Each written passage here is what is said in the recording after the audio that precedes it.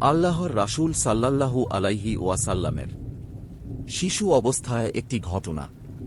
মা বিধবা, দাদা বৃদ্ধ।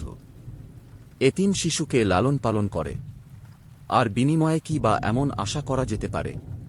এসব কিছু ভেবে চিনতে দলের কেউ তাকে নেওয়ার আগ্রহ প্রকাশ করল না। এমন এক অবস্থায়, এমন মন মানসিকতার প্রেক্ষাপটে শেষে মুহাম্মদ সাল্লাল্লাহু আলাইহি ওয়াসাল্লামকে দুধ পান করানোর জন্য আমি মা হালিমা তাকে গ্রহণ করলাম। অতঃপর শিশু মুহাম্মদকে নিয়ে আস্তানায় ফিরে তাকে পরিপূর্ণ তৃপ্তির সঙ্গে দুধ পান করালে।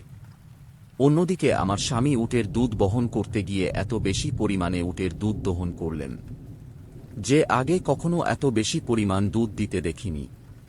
মা হালিমা আরও বললেন, আমরা যখন মক্কা থেকে নিজ ঘরে ফেরার উদ্দেশ্যে মুহাম্মদকে বুকে জড়িয়ে আমাদের গাধার পিঠে করে রওনা দিলে, আল্লাহর কসম করে বলছি, আমাদের গাধাটি ছিল সবার থেকে দুর্বল। সেই দুর্বল গাদায় সকলকে পিছনে ফেলে দ্রুত বেগে চলছে।